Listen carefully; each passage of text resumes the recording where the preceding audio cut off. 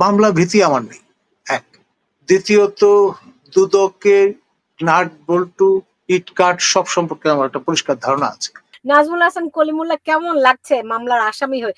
আপনি তো দুর্ভাগা, আপনার বিরুদ্ধে হত্যা মামলা দেয়নি। ধন্যবাদ। দেখুন, আমি দীপুমণির ইঙ্গিতে এর আগেও আপনার মামলার সম্মুখীন হয়েছিলাম ডিজিটাল সিকিউরিটি অ্যাক্টের আওতায় টকশোতে নির্বাচনের কোয়ালিটি নিয়ে কথা বলবার কারণে, এবং সেই মামলার 1.5 থেকে 2 বছর চলেছে চট্টগ্রাম সাইবার আদালতে, এবং আপনাদের দয়া আল্লাহর রহমতে আমি তাতে জয়যুক্ত হয়েছিলাম। এখন আপনার মামলা ভীতি আমার নেই, এক। দ্বিতীয়ত, দুদকের নাট বল্টু ইট কাট সব সম্পর্কে আমার একটা পরিষ্কার ধারণা আছে। সেই শুরুতে যখন ব্যুরো ছিল, তারপরে এটা কমিশন হয়েছে, কমিশন থেকে কমিশনকে শক্তিশালী করা হয়েছে। যেই দুদকের সাবেক একজন চেয়ারম্যান গোলাম রহমান বলেছিলেন যে এই প্রতিষ্ঠানটি দাঁত এবং নখবিহীন ব্যাঘ্র, এবং সেই বিষয়টাকে মাথায় নিয়ে আপনার ইকবাল মাহমুদ, যিনি সাবেক চেয়ারম্যান, তিনি আপনার ক্ষমতায়িত করেছেন। ক্ষমতায়িত করার অংশ হিসেবে আপনার লোকজনকে আটক করা, তারপরে আপনার যে কোনো সময় যে কোনো জায়গায় হাজির হওয়ার যে চল, সেটি তিনি চালু করেছেন। এবং মজার ব্যাপার হচ্ছে, পরবর্তীতে আফটার রিটায়ারমেন্ট তার নামেই কিন্তু তদন্ত হয়েছে। এখন যেহেতু সবাইকে জড়িয়ে যুক্ত করে তিনি আপনার নিজের ঢাল তৈরি করেছিলেন, সেই জন্য তাকে দায় মুক্তি দেওয়া হয়েছে। এখন আমাদের বর্তমান চেয়ারম্যান যিনি, তার নামে প্রায় 50 পৃষ্ঠার ডোসিয়ার আছে, যেটি তিনি দায়িত্ব নেয়ার পর তাকে পাঠিয়েছি। এখন বিষয়টা হচ্ছে, মামলা হতেই পারে, এখন তাই বলে স্টিগমাটাইজ করার চেষ্টা হবে কেন, এক। দ্বিতীয়ত, কণ্ঠরোধ করার চেষ্টা হবে কেন? আমাকে কদিন ধরে বলা হচ্ছিল আপনার নামে মামলা হতে পারে, আপনি সতর্ক থাকবেন, টোন ডাউন করুন। আমি বলছি নো ওয়ে, আমি দরকার আরো উচ্চ কণ্ঠে কথা বলবো। আর আপনার এই সিদ্ধান্তটি আমি যতটুকু ইনফরমালি শুনেছি সর্বোচ্চ পর্যায় থেকে হয়েছে। আপনার প্রফেসর ইউনুস, তার নিরাপত্তা উপদেষ্টা, মাননীয় নিরাপত্তা উপদেষ্টা, এরা মিলে আপনার এই পলিসি ডিকটামটা দিয়েছেন যে আপনার একজনকে যদি মোটামুটি সমঝে দেওয়া যায়, বাকিগুলি সব কথা বন্ধ করবে, কথা সুর নামিয়ে ফেলবে। আপনার মঞ্জুর আলম পান্না, মাসুদ কামাল, তারা অ্যাঙ্কর হিসেবে যে কাজ করেন, তারা এক ধরনের টার্গেট, আমাকে করা হয়েছিল আরেক ধরনের টার্গেট। এবং আপনার যমুনায় বসে মোটামুটি আলাপ আলোচনা করেই, স্পেসিফাই করে নাম বলা হয়নি, কিন্তু বলা হয়েছে যারা এগুলো করছেন তাদের জন্য কিভাবে ট্যাকেল করা যায়, একটা কৌশল বের করতে। কৌশল হিসেবে আপনার দেশের বাইরে যারা অবস্থান করছেন, এই ধরনের লেসপেন্সারদের জনাব তিনেককে আপনার রীতিমতো অ্যাসাইন করে দেওয়া হয়েছিল, যেমন পিনাকি ভট্টাচার্য, লেফটেন্যান্ট কর্নেল সাবেক মুস্তাফিজ, কবির সাহেব প্রমুখ। তারা কেউ আমাকে বিএনপির ফেউ বানানোর চেষ্টা করেছেন, কেউ আমাকে আপনার এমন একজন ব্যক্তি যিনি সরকার বিরোধী এবং ভারতের প্রণোদনায় সমর্থনে কাজ করেন ইত্যাদি। আবার কেউ বলবার চেষ্টা করছেন জ্ঞান পাপি, হোয়াটএভার। যখন দেখা গেল আমি এদের রিবাফ দিয়ে দিলাম, কাউকে পরোয়া করলাম না, তখন দেখলেন এই কৌশল কিন্তু কাজে আসবে না, এই লোকের কণ্ঠরোধ করা মুশকিল। তো মোক্ষম যে আপনার প্রতিষ্ঠানটি, অস্ত্রটি আছে, দুদকের সামিল হলেন। হয়ে আপনার যেটা করা হলো, আমাকে কোন রকমের নোটিফাই না করে, আমাকে জানান না দিয়ে, আমাকে আপনার কথাবার্তা না বলে, হুট করে এই প্রেসের মাধ্যমে জানান দেওয়া হলো দুদকের পক্ষ থেকে যে আমি আমার সাবেক, আমাদের যে ভাইস চ্যান্সেলর ছিলেন আপনার প্রফেসর ডক্টর নুরুন নবী, দুজনেই আসামির সঙ্গে, তখন যিনি ইঞ্জিনিয়ার হিসেবে কাজ করছিলেন ভদ্রলোক, যাকে আমরা বরখাস্ত করেছিলাম, এবং দুজন ঠিকাদার, এই ঠিকাদারদের নিয়োগ করেছিলেন আমার আগের ভাইস চ্যান্সেলর, এবং সেই ইঞ্জিনিয়ারের কাজকর্মে আমরা সন্তুষ্ট ছিলাম না বলে তাকে আমরা বরখাস্ত করে দিয়েছিলাম। এবং আপনার এখানে মূল যে বিষয়টা, দীপুমণি আমাদের নানানভাবে হেনস্থা করার উদ্যোগ গ্রহণ করেছিলেন, তার সঙ্গে আমরা নীতিগতভাবে একমত ছিলাম না, তার ইন্টিগ্রিটি নিয়ে প্রশ্ন তুলেছিলাম প্রেস কনফারেন্স করে। সেই জন্য তিনি আমাদের পেছনে তার নিয়ন্ত্রিত তৎকালীন ইউজিসি এবং আপনার আইএমডি এদেরকে ব্যবহার করার চেষ্টা করেছেন, মন্ত্রণালয়কে ব্যবহার করার চেষ্টা করেছেন, করে কোনোভাবে কোনো দিশা না পেয়ে যতই ঘুরতে গিয়েছেন ততই দেখেছেন যে এটার দায় সাবেক ভাইস চ্যান্সেলরের, আমার নয়। তো ফলে ব্যাপারটি যেটি দাঁড়িয়েছে, কোনো কিছু না পেয়ে, যেহেতু তিনি আমাদের অর্থ বন্ধ করে দিয়েছিলেন কাজকর্ম অব্যাহত রাখবার, আর যেই সরকারি টাকা ছিল সেটা 18 কোটি টাকা আমি বাংলাদেশ ব্যাংকের আপনার কোষাগারে জমা দিয়ে দিয়েছিলাম। তো ফলে তখন কন্ট্রাক্টররা বললেন যে স্যার, আমরা কাজটা শুরু করেছি, এটা তো আগিয়ে নিতে হবে, এটা সরকারি কাজ, আপনার ব্যক্তিগত না, আজকে আছেন কালকে আপনি আপনার টেনিওর শেষ করে চলে যাবেন। আমাদের যে জামানতের টাকাটা আছে, যেটা আমাদেরই টাকা, সরকারের টাকা নয়, আমরা কাজ শেষ করলে এটা আমাদেরকে দিয়ে দেওয়া হবে, সেখান থেকে টাকাটা আরেকটা ব্যাংকে নিয়ে জমা করে গ্যারান্টি রেখে আপনার এটি আমাদের জন্য অবমুক্ত করে দেন।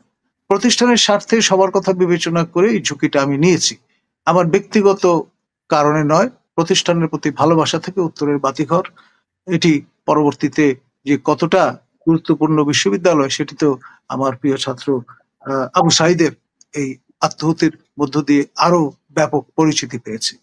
এখন সেই পুরনো বিষয়, সেইটিকে টেনে এনে যেটা সর্বজন বিদিত যে ঘটনাটা কি হয়েছে, এখানে লুকছাপের কিছু নেই, এটা বেসিক্যালি লাইন করবার চেষ্টা, বেসিক্যালি আপনার চরিত্র হননের চেষ্টা, বেসিক্যালি আমরা যাতে কোনো রকম কথাবার্তা ব্যাপকভাবে না বলি সেইটার একটা চেষ্টা। এবং আরো কুপিত হয়েছেন এরা যখন আমি প্রফেসর ইউনুস, আমাদের দুদকের সম্মানীয় চেয়ারম্যান এবং সম্মানীয় বাংলাদেশ ব্যাংকের গভর্নরকে নিয়ে 4 দিনের সফরে এই মূলত আপনার honourable member of House of Commons Tulip সিদ্দিকীকে হেনস্থা করবার জন্য গিয়েছেন এবং খালি হাতে তাদের ফিরতে হয়েছে, কারণ টিউলিপের এই বিষয়টা সংশ্লিষ্ট যে কর্তৃপক্ষ ব্রিটেনের, তারা কিন্তু তাকে দায় মুক্তি দিয়ে দিয়েছে।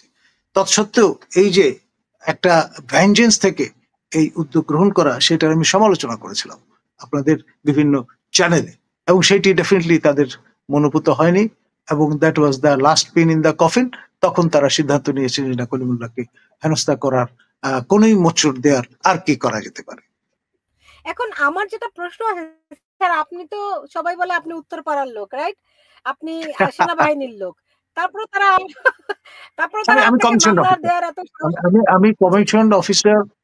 এটা আপনার সেই 2002 সালে মিলিটারি একাডেমি থেকে প্রি কমিশন কোর্স করে আমি কমিশন পাওয়ার উপযুক্ততা অর্জন করেছি। পরবর্তী ধাপে ধাপে সেকেন্ড লেফটেন্যান্ট, ক্যাপ্টেন, মেজর এবং আপনার লেফটেন্যান্ট কর্নেল হয়েছি, এবং সেটি আমি আর্ন করেছি, আমাকে কেউ চেহারা দেখে দেয়নি, বরং আমার পদোন্নতি আটকে ছিল 4 বছরের আপনার এফেক্ট দিয়ে এই সরকার আসার পর আমাকে পদোন্নতিটি প্রদান করা হয়েছে, দেরিতে হলেও। না, তা তো অবশ্যই। আমি বোধহয় আপনাকে চিনি স্যার প্রায় 30 বছর। শিক্ষক হিসেবে আপনি যখন প্রক্টর ছিলেন তখন আপনাকে চিনি। আমি যখন ইলেকশন বিটের রিপোর্টার ছিলাম তখন আপনাকে জানি পপের থ্রুতে চিনি। এখন আপনাকে আমি নতুন ভাবে চিনি এই 5ই আগস্টের পরে থেকে। আপনি সবসময় একটা প্রতিবাদী মানুষ এবং ইন্ডিপেন্ডেন্টলি কখনো কারোর সঙ্গে যে লিয়াজু মেনটেন করে চলেন। আমি আপনাকে আমার এই অনুষ্ঠানে আপনাকে প্রশ্ন করেছিলাম সম্ভবত সপ্তাহ 2 আগে, যে স্যার অনেকে অভিযোগ করেন আপনি জামাতের লোক। আপনার সে মনে আছে। এক একজন আপনাকে এক এক ভাবে মানে কি বলবো এটাকে স্টেরিওটাইপ করার চেষ্টা করেছে, কিন্তু আপনি সবসময় আপনার মতামতে বা আপনার চিন্তার সঙ্গে আপনি ছিলেন। আমার মনে হয় এটি একটা স্বাধীন স্বতন্ত্র মানুষের কাজ। আমাকে একজন এখানে প্রশ্ন করেছেন যে নিউ ইয়র্কে অনেক গরম পড়েছে, আসলে অনেক গরম পড়েছে এবং আজকে এই শোটার জন্য আমি কোনো প্রস্তুত ছিলাম না। হ্যাঁ, আমাদের নিউ ইয়র্কে অনেক গরম। পার্থ ক্যালিফোর্নিয়া থেকে এই মন্তব্যটি করেছেন। ক্যালিফোর্নিয়াতে খুবই গরম থাকে, এবার আমাদের নিউ ইয়র্কে গরম একটু দেরি করেই পড়ছে। যাই হোক, বিষয়টা হচ্ছে যে যেহেতু আপনি নিজে কখনো কারো সঙ্গে বা কারো মত মতো চলেন না, কিন্তু অনেকেই মনে করেন যে আপনি কোনো না কোনো পক্ষের মতকে রিপ্রেজেন্ট করেন। বিষয়টি কি এরকম নাকি? বিষয়টা হচ্ছে আমাদের যে বাঙালি সত্তা, এটি আমাদের বন্ধু প্রয়াত রুদ্র মোহাম্মদ শহীদুল্লাহ বলেছিলেন দ্রোহটা একটা বড় উপাদান। এটি আপনার আমার সবার মধ্যেই সুপ্ত বালু অবস্থায় আছে। আমি সেই সত্তাটি জাগ্রত করবার চেষ্টা করছি। ছোটবেলা থেকে আমি রাষ্ট্র দার্শনিক আহমদ ছফার সংস্পর্শে এসেছি এবং তিনি পরের মুখের ঝাল খেতে অভ্যস্ত ছিলেন না, এবং পরবর্তীতে বিশ্ববিদ্যালয় জীবনে এসে পরিচিত হয়েছি আমার অগ্রজ প্রতিম সলিমুল্লাহ খানের সঙ্গে। এবং এই যে দুদকের চেয়ারম্যান ডক্টর মোমেন, তাকেও কিন্তু আমি দীর্ঘদিন ধরে চিনি ছোটবেলা থেকে। তিনি আমার মায়ের ছাত্র ছিলেন, আমার কাজিনের পিএস হিসেবে দায়িত্ব পালন করেছেন। আচ্ছা, আমাকে বলেন একটা জিনিস, আমি একটু খোঁজ নেওয়ার চেষ্টা করছিলাম, আমি তো 10 বছর দেশে নাই। তো এই যে ডক্টর মোমেন, উনি কি কখনো বিআরটিএ তে ছিলেন? বিমানে ছিলেন? বিমানে ছিলেন, জি। এবং ঢাকার ডিসি ছিলেন? জি, ঢাকার ডিসি ছিলেন সে অবস্থায়। আমি বললাম, আমি যখন রিপোর্টার ছিলাম এইসব বিটে আমি কাজ করতাম, তো আমি ঠিক মেলাতে পারছিলাম না যে এই ডক্টর মোমেনই সেই মোমেন কিনা। আমি বুঝলাম উনি দুদকের বর্তমান চেয়ারম্যান, উনি বুঝতে পারছি সচিব উনি ছিলেন। আগে স্বরাষ্ট্র সিনিয়র সচিব ছিলেন, সেই পদে ইস্তফা দিয়ে যেদিন তিনি দুদকের অভিমুখে রওনা হন সেদিনও তার সঙ্গে আমি সৌজন্য সাক্ষাৎ করেছি, এবং দায়িত্ব নেওয়ার পরও তার সঙ্গে আমার দেখা হয়েছে, আমি সৌজন্য সাক্ষাৎ করতে গিয়েছিলাম। প্রচন্ড ব্যস্ত থাকেন। স্যার আপনি যে আমি আগেও আপনাকে 2-1টা প্রশ্ন করেছিলাম যে স্যার আপনার ভয় লাগে না আপনি যে দেশে বসে, কারণ আপনি জানেন এই ছোট একটা বাচ্চা ছেলে SS সাব্বির ইউটিউবার, তাকে পর্যন্ত 2 মাস ধরে জেলে, সম্ভবত আগামী সপ্তাহে সে ছাড়া পাবে এবং কেউই জানতো না সে কোথায় আছে। এবং আমার যারা সেটা নিয়ে আমরা কিন্তু আপনার সাথে এবং এলসওয়্যার আমরা কিন্তু প্রতিবাদ করেছি। রাইট, বিভিন্ন টেলিভিশন চ্যানেলে আমার সহকর্মীরা সবাই আমাকে নিয়মিত জানায় যে তারা কি ভয়ঙ্কর পরিস্থিতিতে দিন কাটাচ্ছে, কতটা বাকরুদ্ধকর অবস্থা। অনেকের চাকরি নাই, অনেকে ওএসডি রিপোর্টার কিংবা অ্যাঙ্কর, তাদেরকে কাজ করতে দেয়া হচ্ছে না। কোথা থেকে কোন ধরনের লোক যেন এনে সাংবাদিকতা করাচ্ছে, মানে পুরনো লোকজন খুবই কমই আছে। তো এই যখন অবস্থা, আপনার ভয় লাগছে কিনা? অনেকে কিন্তু আমার এই অনুষ্ঠানে আপনাকে সাহস যোগাচ্ছে, যেমন একজন বলছেন যে স্যার ভয় পাবেন না, আপনি মেধাবী মানুষ, হ্যাঁ আপনাকে মূল্যায়নের সুযোগ ছিল, এই সরকার করেনি। আর অনেকে বলছেন যে স্যার ভয় পাবেন না। ভয় পান নাকি স্যার? ডেফিনেটলি না। আর আমি কিন্তু একটা নৈতিক বল আছে বলেই কথা বলতে পারি, এক। দ্বিতীয়ত, যেটি পরের মুখের ঝাল আমি কখনো খাই না। তৃতীয়ত, আমি সবসময় কনসিস্টেন্টলি আপনার উচ্চকণ্ঠ ছিলাম। আমার ধরনটা পরিশীলিত, ঝগড়া সুলভ নয়, 1, 2। 3 নম্বর হচ্ছে, আমি ব্যক্তিগতভাবে প্রফেসর ইউনূসকে আমি যখন লেকচারার তখন থেকে চিনি, এবং তারকে নিয়ে যখন হেনস্থা করা হচ্ছিল তখনও কিন্তু তার সপক্ষে আমরা অবস্থান নিয়েছিলাম, কথা বলেছিলাম। তিনি নিজে একজন দণ্ডিত ব্যক্তি হিসেবে শপথ গ্রহণ করেছেন। এটা নিয়ে সিনিয়র সাংবাদিক AK পাটোয়ারি যখন প্রশ্ন তুললেন শোতে, তারপর তড়িঘড়ি করে তার দণ্ড মওকুফের ব্যবস্থা হলো। এই সরকারটা তো পুরোটাই গোজে মেলে। আপনার এই যে মাননীয় তৎকালীন প্রধান বিচারপতি এবং মাননীয় বিচারপতি, তারা সেনা হেফাজতে ছিলেন, সেটি যখন ISPR প্রকাশ করে দিল তখন এটা নিয়ে হইচই শুরু হলো, যে তারা কখন কিভাবে রেফারেন্সটা প্রস্তুত করলেন বা হাজির করলেন, যেই রেফারেন্সের বলে আপনার এই তড়িঘড়ি করে শপথ গ্রহণের ব্যবস্থাটি হয়েছিল। তো সেই জন্য পুরো বিষয়টা ইস এ বাবল। সেই জন্য সবারই উচিত হবে বিষয়টা নিয়ে প্রশ্ন তোলা, কথা বলা, এবং আপনার এই যে মব কালচার, এটির বিরুদ্ধে অবস্থান নেয়া। এটা বাঙালি সত্তার সঙ্গে যায় না, মগের মুল্লুকের সঙ্গে যায়। ইউনূস শাহী সেটি নতুন করে প্রচলন করেছে। স্যার শুধু ইউনূস শাহী বললে আপনি ভুল করবেন, আপনি তো বলেন হুকুমতে ইউনূস শাহী। জি, সেটা আরো বিস্তৃত করে বলেন ব্যাপারটা, তাই না? এখন আপনাকে যদি গ্রেফতার করে নিয়ে যায়, আপনার কিছু বলার আছে কিনা? আমি যদি কারা নির্যাতিত হই, আমি অবশ্যই বলবো যে আমি বিবেক বন্দী হিসেবেই সেখানে প্রবেশ করব, এবং আমি যতক্ষণ পর্যন্ত আমার শ্বাস আছে আমি অন্যায়ের প্রতিবাদ করে যাব। আপনার এই ট্র্যাডিশনটা, এই ইনস্টেন্সটা এই জীবনের একেবারে শেষ পর্যায়ে এসে সংস্থাপন করাটা জরুরি। এটি আমাদের purpose of life. Ibrahim Mohammad একটি প্রশ্ন করেছেন যে আপনার কথা বলছেন, আপনি শেখ হাসিনার আমলে চুরি করেছিলেন, সে বেগম রোকেয়ায় দুর্নীতি করেছে, তার বিচার হওয়া উচিত। যদি আমি তাই করে থাকতাম, সেটা যদি করে থাকতাম, তাহলে এতদিন আমি মুক্তভাবে ঘুরে বেড়াচ্ছি কিভাবে? আমি পরিপূর্ণভাবে 4 বছরের আমার যে টেনিয়র সেটা সাফল্যের সঙ্গে শেষ করলাম কি করে। তার আগেও তো বিইউপিতে আমি প্রো ভাইস চ্যান্সেলর দায়িত্ব পালন করেছি। ঢাকা বিশ্ববিদ্যালয়ে 10 বছর আমি টানা সহকারী প্রক্টর হিসেবে দায়িত্ব পালন করেছি। বিভাগের চেয়ারম্যান ছিলাম, একটি সেন্টারের আমি ডিরেক্টর ছিলাম। তো এই ধরনের বানোয়াট কথাবার্তা বলার তো কোনো সুযোগ নেই, এবং সেটা বেসিক্যালি দীপুমণির লেসপেন্সাররা এই ধরনের কথাবার্তাগুলো বলে বেরিয়েছে তার ইঙ্গিতে, এবং সেই জন্যই এই জনমনে অনেকের মনে এই বিষয়টা আছে। সেই জন্য আমি দুর্নীতির প্রতিবাদ করেছি বলেই আমার বিরুদ্ধে এই সমস্ত অভিযোগ উত্থাপন করা হয়েছে। আমি যদি টো করতাম, দীপুমণির পো-ধরা হতাম, তার সমস্ত আদেশ নির্দেশ অন্যায় আবদার মেনে নিতাম, তাহলে কোথাও এই ধরনের কোনো ট্রেস থাকতো না।